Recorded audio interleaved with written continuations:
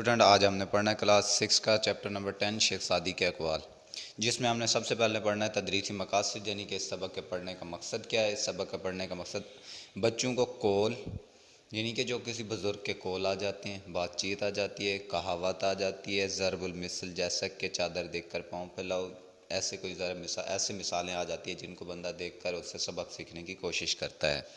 اس کے بعد آتا ہے ہمارے پاس کہ معنی و مفہوم سے روشناس کرانا، بچوں کو بتانا کہ حکایات یا کہانی میں ایک ایسا پیغام پوشیدہ ہوتا ہے، چھپا ہوتا ہے، جو صدیوں کی انسانی دانش، عقل مندی کو نچوڑ ہوتا ہے۔ بچوں کو شیخ سعدی کی شخصیت سے متعارف کروانا، شیخ سعدی کتنی بڑی شخصیت ہے اس کے بارے میں آگاہ کرنا، بچوں کو بتانا کہ شیخ سعدی اپنے اقوال و حکایات کی تازگی اور شگفتگی کی وجہ سے آج بھی اتنی مقبول ہے جتنے وہ اپنے عہد میں تھے۔ یعنی کہ شیخ سعدی بچوں میں، یعنی کہ بزرگوں میں جتنے یعنی کہ متعارف ہوئے تھے، جتنی جان پہچان بنائی تھی، جتنی شخصیت کے مالک تھے، جتنے مقبول ہوئے تھے، اتنے آج بچوں میں بھی اس قدر متعارف کروانا، اس لیے یہ سبق دیا گیا ہے۔ اس کے بعد آتا ہے ہمارے پاس خاص الفاظ، یعنی کہ یہ خاص الفاظ وہ ہیں جو ہر پیراگراف میں دیے گئے، جو مین یعنی خاص مین ہے اس سبق کے لحاظ سے۔ آتا ہے بوستان، گلستان، فکر و تازگی، دانش و حکمت، دسترخواں، مردار، صحبت، حاسد۔ اس میں آتا ہے ہمارے پاس شیخ سعدی کا اصل نام شرف الدین تھا۔ شیخ سعدی کا اصل نام کیا تھا؟ شرف الدین۔ اس کے بعد انہیں حکیم مشرق کے لقب سے پکارا جاتا ہے۔ حکیم مشرق، شیخ سعدی کا جو لقب تھا حکیم مشرق تھا، جنہیں حکیم مشرق سے یاد کیا جائے، وہ معلم اخلاق بھی کہلاتے تھے۔ دوسرے وہ معلم اخلاق یعنی اخلاق کے استاد بھی کہلاتے ہیں۔ سلطان سعد زنگی کے زمانے میں ایران کے شہر شیراز میں پیدا ہوئے، یعنی کہ سلطان سعد زنگی کا دور حکومت تھا جب وہ ایران کے شہر شیراز میں پیدا ہوئے۔ شیخ سعدی نے طویل عمر پائی، یعنی کہ بہت لمبی عمر پائی، اپنی زندگی کا بیشتر حصہ سیر و سیاحت میں گزارا، یعنی کہ سیر و تفریح میں گزارا، زیادہ تر سیر و تفریح کرتے رہے۔ اس کے بعد آتا ہے ہمارے پاس شیخ سعدی نے شاعری بھی کی اور نثر میں بھی لکھا، شاعری میں بھی لکھتے رہے اور نثر میں، یعنی کہ سبق کے لحاظ سے بھی لکھتے رہے اور نظموں کے لحاظ سے بھی لکھتے رہے۔ اس کے بعد آتا ہے ہمارے پاس شاعری میں ان کے مصنوعی بوستان، یعنی کہ شاعری میں جو تھی کہ ان کی کتابیں کون سی تھی؟ بوستان، اور نثر کتابوں میں گلستان۔ یہ خاص الفاظ، پہلے ہمارے پاس بوستان تھا، اس کے بعد گلستان تھا، یعنی کہ جو نظمی لحاظ سے تھا وہ بوستان بک ان کی، اور دوسری نثری کتابوں میں جو ہے گلستان کو بہت زیادہ شہرت اور اہمیت ہے۔ خاص طور پر گلستان اپنی فکر و تازگی، یعنی کہ جس قدر سے وہ لکھی گئی تھی، اور دانش و حکمت کی بنا پر ادب عالیہ میں شمار کی، یعنی کہ بہت زیادہ شمار کی جو ادب کی حامل تھی۔ اس کے بعد ہمارے پاس آتا ہے دنیا میں پائی جانے والی تقریباً تمام بڑی زبانوں میں اس کے تراجم ہو چکے ہیں، یعنی کہ دنیا میں جتنی بڑی سے بڑی زبان ہے اس میں اس کے تراجم ہو چکے ہیں، ترجمے ہو چکے ہیں۔ حکمت دانش سے بھرے ان کے کچھ اقوال درج ذیل ہیں۔ سب سے پہلے اقوال میں کیا کہتے ہیں؟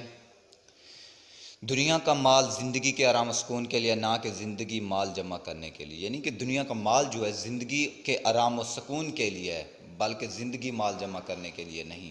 اس کے بعد ہمارے پاس دوسرا آتا ہے اگر تو دنیا کی نعمتوں سے فائدہ اٹھانا چاہتا ہے تو لوگوں پر احسان کر۔ اگر تو دنیا سے نعمتوں کا فائدہ اٹھانا چاہتا ہے، یعنی کہ اگر تیرے پاس بہت زیادہ اللہ تعالیٰ کا دیا ہوا مال ہے، اس سے اگر فائدہ اٹھانا چاہتا ہے تو لوگوں پر خرچ کر، اللہ تعالیٰ احسان کر جیسے اللہ نے تجھ پر احسان کیا۔ دوسرے نمبر پہ آتا ہے دو آدمیوں کی کوشش بے فائدہ ہیں۔ ایک وہ جس نے مال کمایا، یعنی کہ دو آدمی ہیں جو جتنی کوشش کرتا ہے اس کی بے فائدہ ہو، جس نے مال کمایا مگر کھایا نہیں، یعنی کہ وہ کھاتا نہیں ہے، مال کماتا رہتا، مال کمانے کی فکر لگی رہتی ہے لیکن کھاتا نہیں ہے، اس کا مال یعنی کہ اس کی جو کوشش ہے وہ بے فائدہ۔ دوسرا وہ جس نے علم پڑھا مگر اس پر عمل نہیں کیا، یعنی کہ اس پر عمل نہیں کیا، وہ بے فائدہ ہے۔ تیسرے نمبر پہ آتا ہے بے عمل عالم ایسا ہے جیسے اندھے کے ہاتھ میں مشعل، لوگ تو اس سے فائدہ اٹھاتے مگر وہ خود کچھ فائدہ حاصل نہیں کرتا۔ بے عمل عالم، یعنی کہ ایسا عالم جس کے پاس علم بھی ہو، سب کچھ ہو، لیکن وہ اس سے فائدہ حاصل نہ کرے بلکہ دوسرے اس سے فائدہ حاصل کریں، اسے کیا کہتے ہیں؟ بے عمل عالم۔ اس کے بعد آتا ہے دشمن کے ساتھ بے موقع نرمی کرنا، اسے شیر بنانا۔ دشمن کے ساتھ بے موقع نرمی، یعنی کہ جب موقع بھی نہ ہو اس کے ساتھ نرمی اختیار کر دینا اور اسے شیر بنا دینا، یعنی کہ جب آپ ان کے ساتھ نرمی کرو گے تو وہ آپ کے آگے بہادر بن کے کھڑا ہو جائے گا۔ وہ دشمن جو زہری دوست ہو اس کے دانتوں کا زخم زیادہ گہرا ہوتا ہے۔ وہ دشمن جو بظاہر دوست ہو، وہ دشمن جو بظاہر دوست ہو، یعنی کہ وہ آپ کے ساتھ ساتھ رہتا ہو، جیسے پیٹ پیچھے چھرا گھومنے کے مترادف ہوتا ہے، یعنی کہ ساتھ ساتھ رہتا ہے اور اس کے بعد آپ کا دوست بھی ہوتا ہے لیکن وہ دشمنی کرتا ہے۔ اس کے دانتوں کا زخم جو ہوتا ہے، یعنی کہ جو چوٹ لگاتا ہے وہ سب سے زیادہ، اس کا جو زخم ہوتا ہے وہ بہت زیادہ گہرا ہوتا ہے۔